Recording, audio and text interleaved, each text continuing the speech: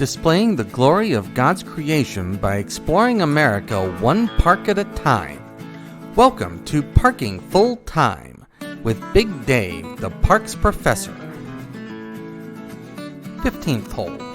The par and distance are at the top of the screen.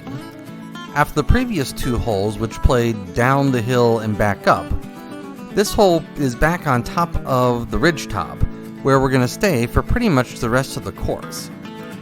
This hole is really short for a par 4, but it's really tight. These trees up here seem to be in just random places. And so you have to be really accurate to get up close to the basket in only one or two throws. And so therefore I'm okay with this hole as a par 4. I do want to welcome you back to Parking Full Time. I am Big Dave, the Parks Professor. There's the basket and the view back to the tee. The 16th hole goes back into the pine planting that we saw on the middle 7, and we're going to be in that pine planting for a while. This is one of the widest fairways that we have seen recently. This area is also a horse trail or hiking trail, although I didn't see a lot of traffic on it when I was here. The basket is off the trail off to the right here, and the basket's in kind of a tight area.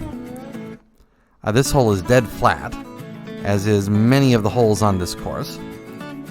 There's the 16th basket, and there's the view back to the tee from behind the basket. The 17th hole is another pine planting hole. It plays straight down through the rows and columns. It's very similar to hole number 9, but a little bit shorter. The basket is offset to the right of this row and column that we're walking down now. We are at Pink Creek State Park. We are in southern Ohio. We're between Cincinnati and Chillicothe, Ohio. There's the basket. I like the way they offset the baskets from the fairway in terms of the grid of the pine planting. That increases the challenge a little bit. The 18th hole plays diagonally across the grid of the pine planting, and therefore the fairway is considerably tighter than on the previous couple of holes. The distance seems really short for a par 4, but considering all of the pine trees on this hole and considering the tightness, it's a reasonable par for this hole. There are 21 holes on this course, by the way.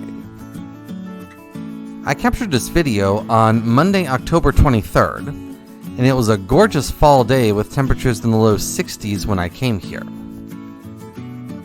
There's the basket. This is the 18th basket. The number on the back of the basket is wrong there. The 19th hole is another pine planting hole, and it's another hole where the basket is offset to the right of the fairway. Each of these holes in isolation is a good solid hole, but this course does get somewhat repetitive in places, and also there aren't really any truly memorable holes on this course. So it's a good solid course, but again, maybe not one that you're going to value playing over some other courses. We're going to curve to the right here, and then the basket's going to come into view. Also, there's a rather dense understory here, so if you do get off of the fairway, it's going to be a tough recovery throw and possibly even a lost disc. Hole number 20 is the last of the pine planting holes, and also the last of the heavily wooded holes. It is a sweeping dogleg to the left. The fairway has a pretty generous width, but there are dense woods on either side of the fairway. So if you get off the fairway on this hole, it is going to be a tough recovery throw or maybe even a lost disc. I do want to thank you for watching. Parking Full Time would not be anything without the people who watch. I realize that every day, and I thank you every day. There's the view back to the 20th tee. 21st and final hole on this course. It plays out of this narrow chute of trees.